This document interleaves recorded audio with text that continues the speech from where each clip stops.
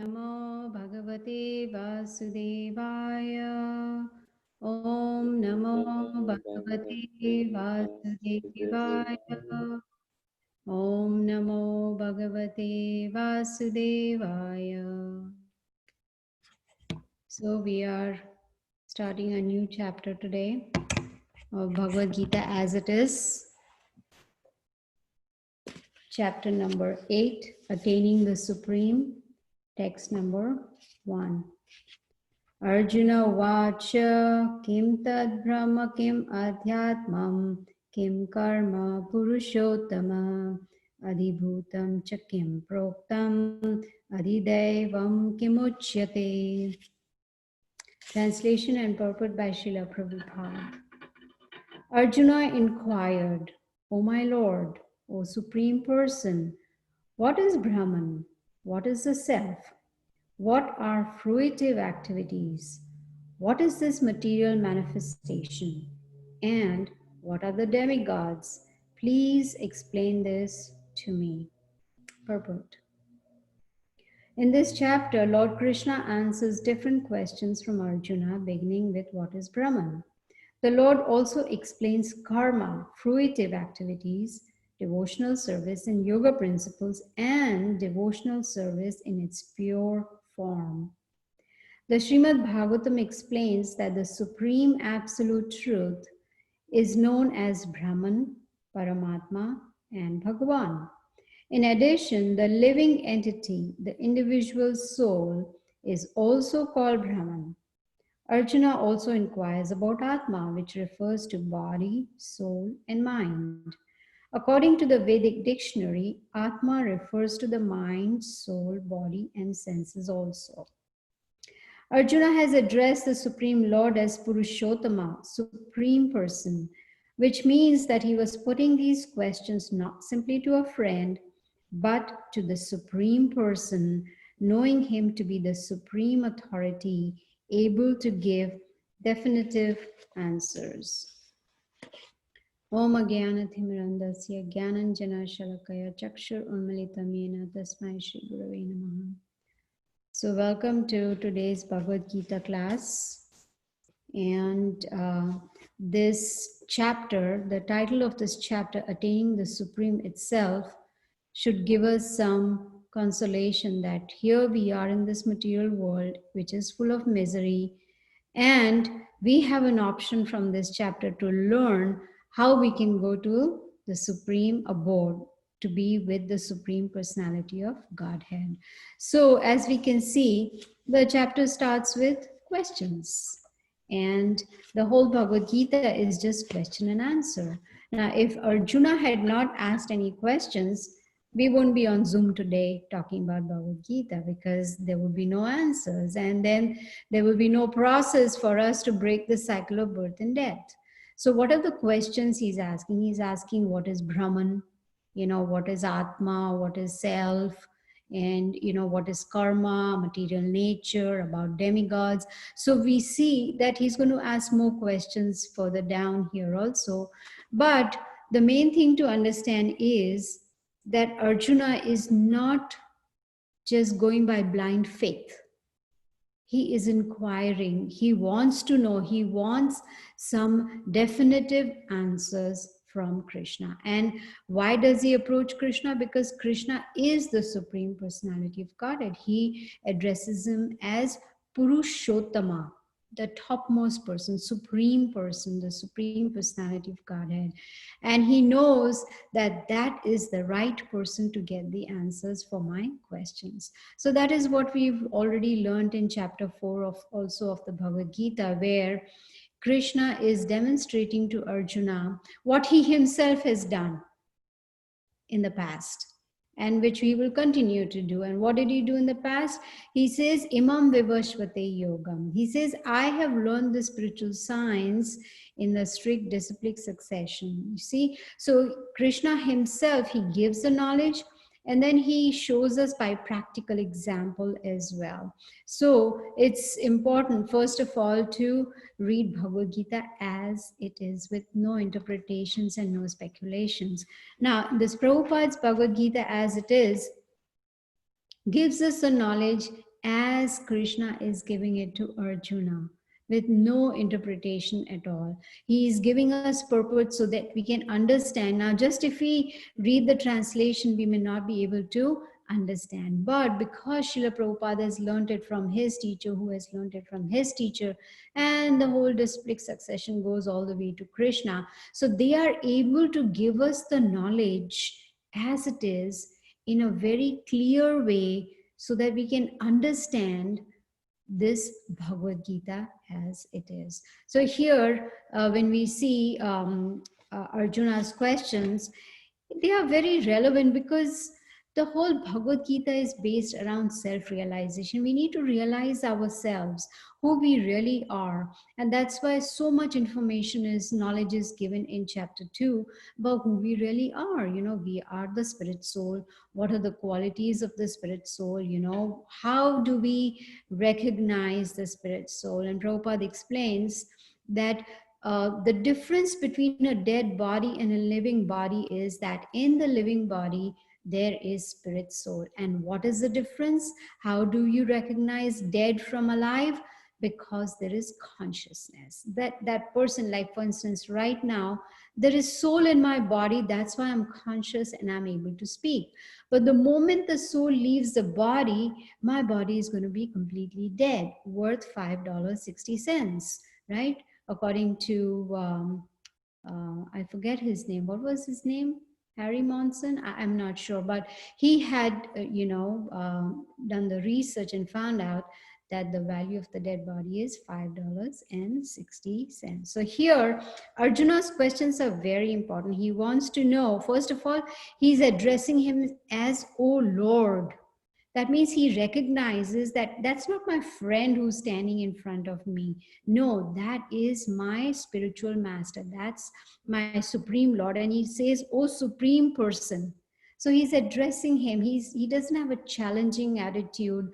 He is very submissive and he wants the answers to these questions. He wants to know what is Brahman, what is self, what are fruitive activities, which is karma in other words, and what is this material manifestation. He wants to know about this whole material nature. He wants to know about the demigods, and he is requesting, "Please explain this to me." So that is the attitude how we approach the Bhagavad Gita. Now let's see what more questions he asks. In verse number 2, he asks, "Who is the Lord of sacrifice?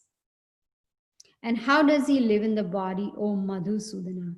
And how can those engaged in devotional service know you at the time of death?" What a wonderful question, the last question.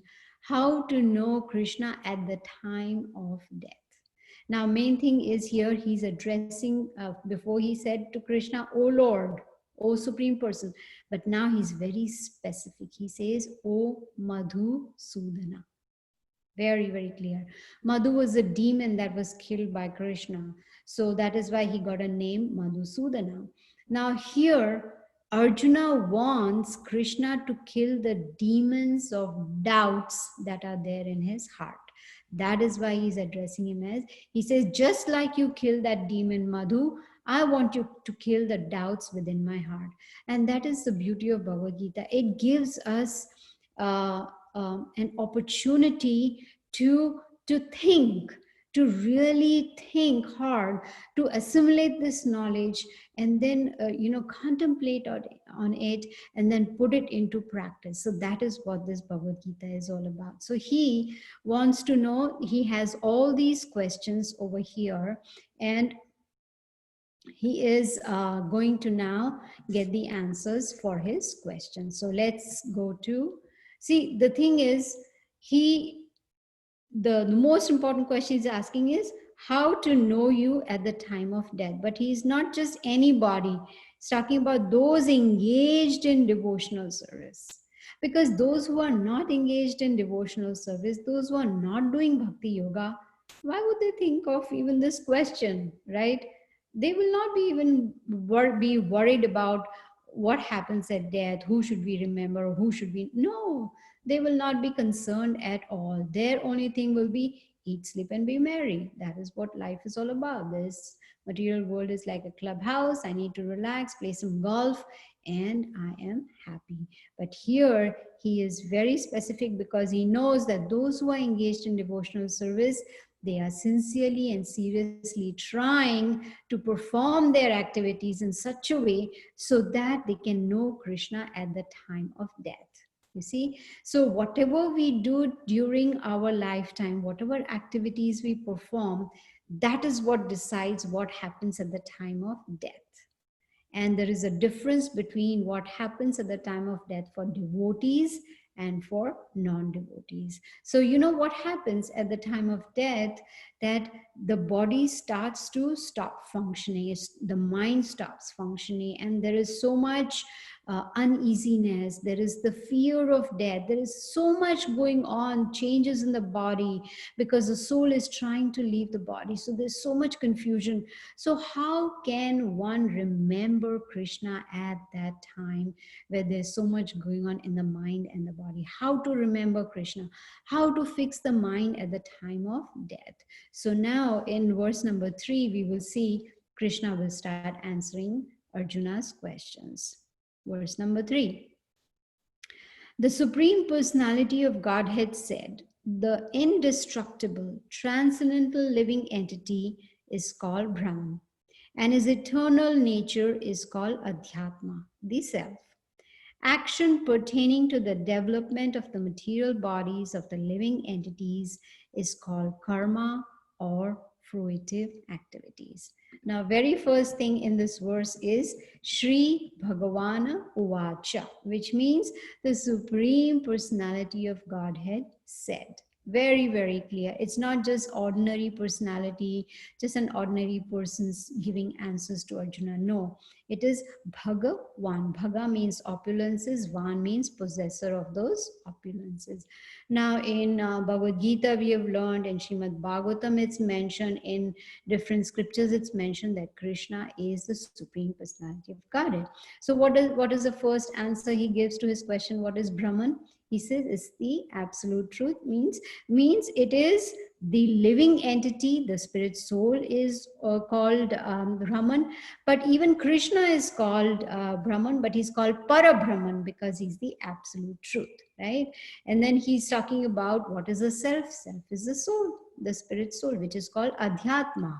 And that, according to the purport that it is mentioned, and even in the verse also we can see, it includes the body, soul, and mind. If you remember in chapter 2, we covered the gross body and the subtle body, right? The gross body is what we can see, and the subtle body is mind, intelligence, and false ego. So here he says the self is the soul, which is called Adhyatma, which is body, soul, and mind. Now, what is karma? What are fruitive activities? It's very simple. Every action has a reaction. So if we are performing activities for enjoying the results, the fruits of our activities, that is called karma. Those are fruitive activities. And what does that make? That gives, not gives, that in fact decides, that leads to another material body. You see, so if we are performing actions which are not as per the scriptures, and unless we give up the fruits of our activities, unless we give up the idea of enjoying the fruits of our activities, unless we do that, we will keep coming back into the cycle of birth and death, taking on one material body after another. So to break the cycle of birth and death, we have to stop fruitive activity. So that is what he's trying to say, that action pertaining to the development of the material bodies of the living entities is called karma or fruitive activities. So in other words, we are placing an order for our next material body. You see, so now we have a choice. We have already experienced many material bodies before, and now also we are experiencing right now this material body that we have, what it is going through. It has gone through, it has been born, it has gone through disease, now it's going through age, old age. Like old age generally doesn't mean 60, 70, 80 years old. No, old age starts from the time of birth, because when you ask the mother, for instance, Shweta had a baby girl 2 days ago, and what would you say? What would I ask Shweta? Shweta, how old is your baby, right? So she will say, my baby is 2 days old, right? So how old? We don't say how young is your baby. Always. Even when we meet somebody and we say, oh, how old are you? Right? So that old word, what does that mean? That, for instance, Shweta's baby, 2 days from the life is over, right?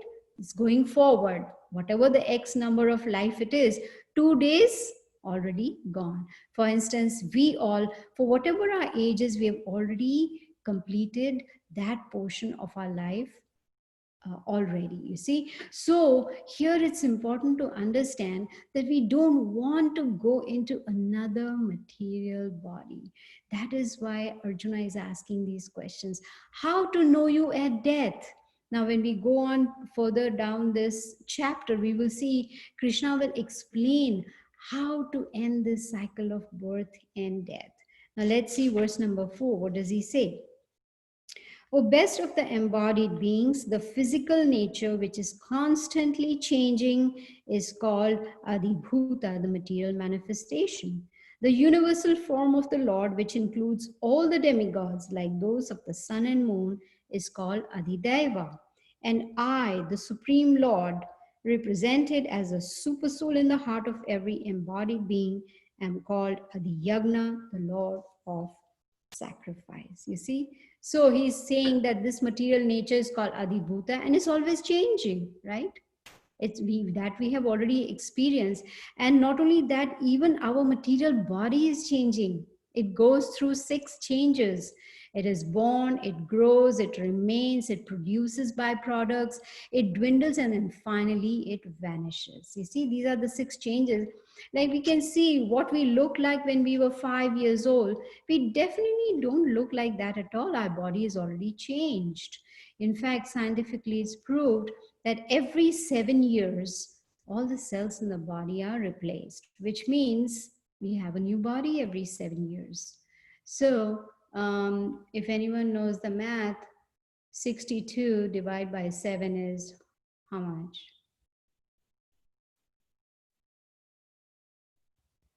Almost 9. It's around 9. 9. So my around the 9.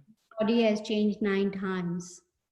That means I've got 9 new bodies in this present life. Can you imagine? You see?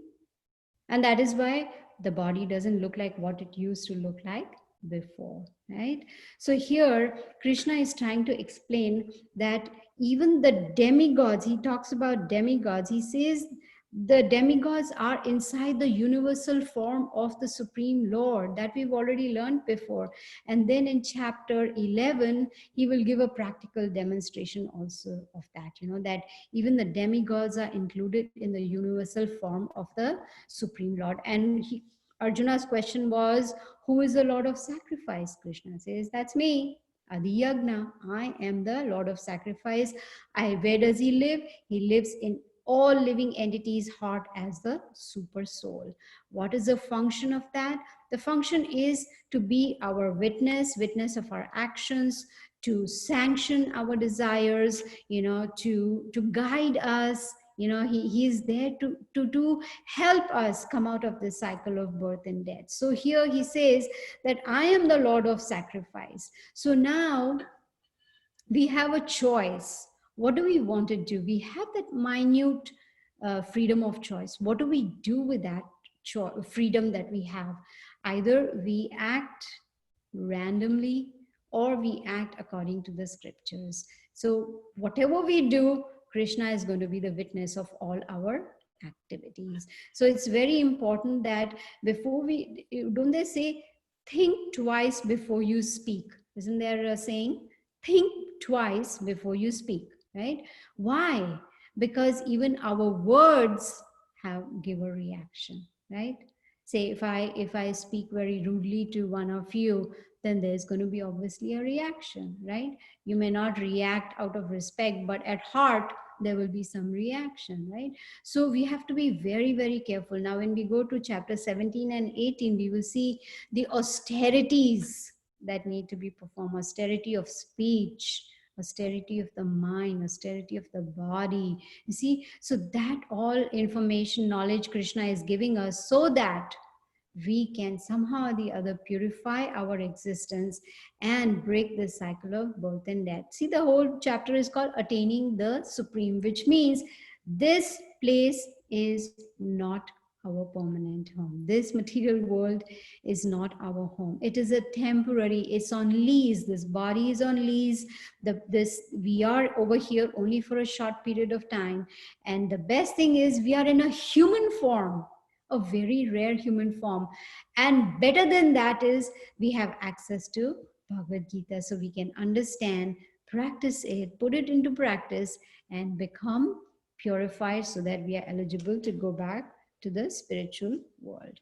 Now here in verse number 5, Krishna says, Antakale cha mam eva. What does it say? And whoever at the end of his life quits his body remembering me alone, at once attains my nature of there is no doubt. So in other words, Krishna is giving a promise that anyone who remembers him at the time of death. Now someone may say, well, I can live my life the way I want to live. I don't need to follow any rules and regulations. It's okay. But I will definitely try and not try. I'm pretty sure I'll remember Krishna at the time of death and I'll go back to the spiritual world. Is that possible? No. We got to practice it. Unless we practice it on a daily basis, unless we remember Krishna on a daily basis, we cannot remember him at the time of death. Many times I give this example. If the student does not study at all throughout the year, and there is a final examination, do you think the student is going to pass that examination? No, because the student has not practiced, either going to school or listening to the teacher or doing the homework or whatever it may take. But similarly, it is with this material life also. Unless we practice Krishna consciousness on a regular basis every day, which means chanting, hearing, associating with devotees. And then when we do, like Prahlad Maharaj says, Shravanam, Kirtanam, Vishnu, Smaranam. So first we hear, then we chant, and then automatically there is remembrance. So what is Krishna saying? Someone who remembers him when at the final exam, while quitting the body. And he makes it very clear, me alone, not A, B, C, D, E, F. No, there'll be too much confusion, like, oh, let me think of this. Oh, let me think of, no, actually, Prabhupada explains that at the time of death, the body is all, there's person starts choking. In that miserable condition, it's very hard to remember anybody and anything. Or we may remember someone we are very attached to, maybe a pet, or maybe one of our relatives or loved ones, or whoever it is. But here Krishna is saying, only if you remember me, he says, alone, then at once you will attain me. That he's saying that there is no doubt at all, which means it's very, very clear how it's a process of how we can break the cycle and go back to the spiritual world, back to the supreme abode. So quit remembering. And the process so the Bhagavad Gita actually does not just teach us how to live, but it also teaches us how to die, how not to come back over here in this material world. Now, practicing all our life will help us attain perfection. Now, we may say, oh, but I didn't know about Bhagavad Gita before. I have just come to learn about Bhagavad Gita, and I'm just starting the process of Krishna consciousness. No problem, better late than never, right? So it depends on our seriousness and sincerity. And if we seriously, with full determination, chant every day, then remembrance will come automatically. Why? Because the chanting, the sound vibrations, they purify the heart. When the purification takes place, purification of the heart takes place, then one is able to remember. Then a person becomes successful at the time of death. Verse number 6. This I always quote many times. Yam yam vapi smaran bhavam tyajatanti kalevaram. What does it mean? Whatever state of being one remembers when he quits his body, O son of Kunti, that state he will attain without fail. Simple as that. Good example is if I buy a ticket from Atlanta to New York, I will go only to New York. I will not land up in LA. That is not possible at all. So he's making it very clear whatever we will remember. Say, for instance, I have a pet dog and I remember the dog at the time of death. What will be my next life? I will definitely have to take up a body of a dog. Why? Because that is what I remembered at the time of death. So the process that Prabhupada is giving us is how we can mold our lives in such a way so that we put Krishna in the center of all our activities. And then what happens, that helps us to become more and more Krishna conscious. And that helps us. And when Krishna sees that, when he sees our dedication, then he helps us, he guides us, because he's situated in the heart as a super soul, as Paramatma. That's what he is telling Arjuna. I am there in the heart. I am the witness. I am the sanctioner. I am the controller, right? I am the one who can guide, y'all. So we can take the guidance from him. Then we will, then of course, even if there will be impediments in our path, distractions in our path, but if we are strong in our devotional life, if we are strong in Bhakti Yoga, then Krishna will help us by giving us his mercy. So here in verse number 6, he is making it very clear that our state of being depends on our past activities. So what has been our consciousness all along will be our consciousness at the time of death. So that is why it's important that we remember Krishna every day. And in Kali Yuga, the process of attaining the Supreme is by chanting the Hare Krishna Maha Mantra. So when we do that, then we will die in the proper state of mind. And for that, we also need guidance from Guru and from the Bhagavad Gita as well. There's a very nice story of Bharat Maharaj in Srimad Bhagavatam, wherein he was the king of the whole planet. He ruled for such a long time, and then he decided that he just wants to give up all the opulence and being the king, everything, and he went to the forest, to practice Krishna consciousness. But it so happened that he got attracted to a baby deer and started taking care of the baby deer. And one day the baby deer was gone and he was so much lamenting. And at the time of death, he remembered the baby deer. And guess what? In the next life, he became a deer. You see, so we may be practicing. What do we learn from this? That we may be practicing devotional service. Then there might be some distractions. There might be some attachments, that may, kind of bind us in this material world, but we have to be very vigilant. If we practice, and the reason why Bharat Maharaj got attracted to the baby deer, because he was all alone in that forest. There was no one around. There was no association of devotees. There was no guru helping him, guiding him. He was all by himself. So it's very important that we stay in the association of devotees, like we are meeting on Wednesdays, on Zoom, and we are discussing the Bhagavad Gita. We are meeting each other, and hearing the Bhagavad Gita, and then it's important to put it in practice. So verse number 7, Therefore, Arjuna, you should always think of me in the form of Krishna, and at the same time carry out your prescribed duty of fighting. With your activities dedicated to me and your mind and intelligence fixed on me, you will attain me without doubt. Another piece of information Krishna is giving, how to go back to the spiritual world. What do we need to do?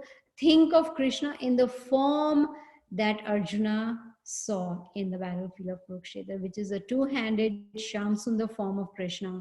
So he says, you think of me and you, of course, do your prescribed duty. Krishna doesn't say give up everything and go to the forest and, start meditating. No, do your prescribed duty. He says, fix your mind on me. And then when you do all this, dedicated, your activities dedicated to me, your mind and intelligence fixed on me, he says, then you will attain me for sure. Yes, it's difficult. It's not very easy. But when we have association of devotees, then we get the motivation to go forward.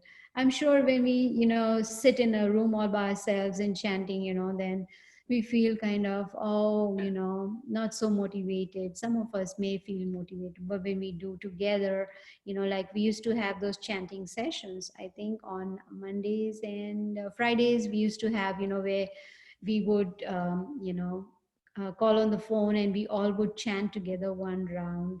Then gradually, of course, it's fizzled out. But if you're like, we can have chanting sessions on Zoom, so where we can see each other and we can chant. Of course, when we used to meet on Wednesdays, we would chant one round, but we need to do it on a daily basis. So if any of you or all of you are motivated, to chant every day one round, we can meet up on Zoom, at 7 p.m. or something, chant one round, because this is the only way.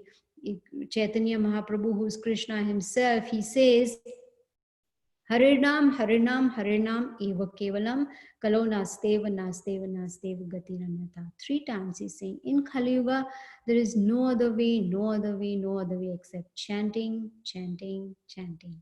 So he's making it very, letting us know that it's very important to chant every day. Verse number 8. He who meditates on me as the Supreme Personality of Godhead, his mind constantly engaged in remembering me, undeviated from the path, he, O Partha, is sure to reach me. So you see, he is making it very clear that you meditate on me alone, the Supreme Personality of Godhead, and constantly be engaged in devotional service, undeviated, right? Because it cannot be like, I want to drive up to North Carolina and then I go on 85 North. Now I want to take this path also and I want to take that highway also. No, I cannot. There should be no deviation. It has to be very constant in one direction. Then he says, you're sure to reach me. Now, how to remember him? Because I'm not sure about your memory. Of course, you all are all young, so your memory must be really much, much better than mine. But as we grow old, the memory starts, becoming very weak and weak and weak.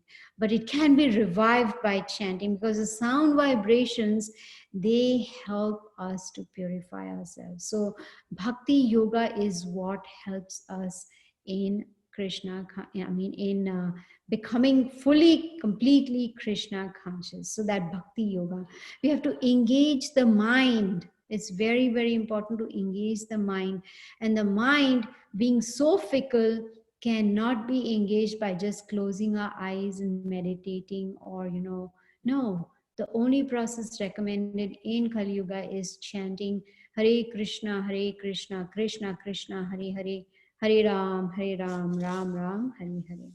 We'll take the last verse for today, number 9.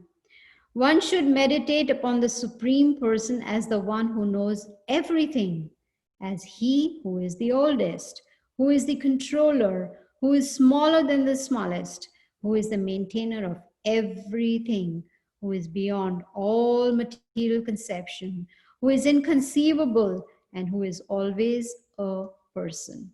He is luminous like the sun, and he is transcendental beyond this material nature. See how beautifully is described about the Supreme Lord.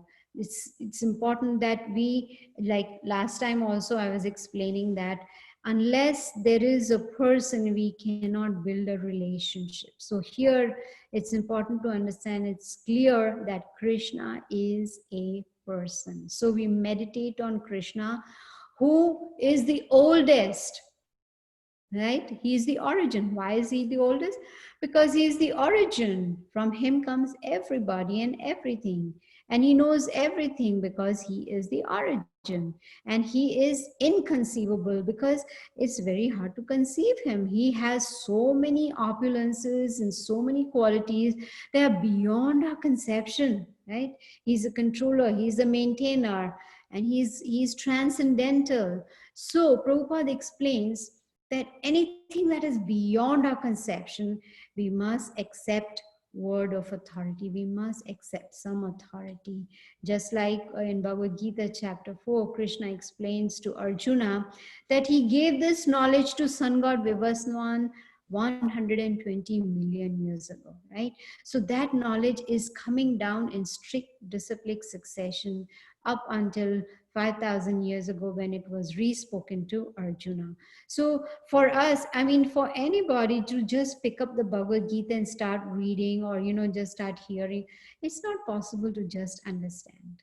No, we need the mercy of Guru and Krishna. The Supreme Lord sees how sincere are we. Yes, we've got access to Bhagavad Gita as it is. We have got access to the lectures. We've got access to the association. We've got access to the Maha Mantra, chanting of the Hare Krishna Maha Mantra. What are we doing with it? Just like it's that treasure house given to us. What are we doing with it? Are we utilizing it in the right way, or are we just letting it go? And then what will happen if we do not become serious in Bhakti Yoga, in chanting and hearing and reading and associating with devotees and following this process of Bhakti Yoga? Then we would have wasted our human form of life. And there is no guarantee that next life would also be of a human body. So there is no guarantee. So now that we have this golden opportunity, we have access to the Bhagavad Gita as it is, we must take it seriously and somehow or the other break the cycle of birth and death. So I'm going to stop here if anyone has any questions.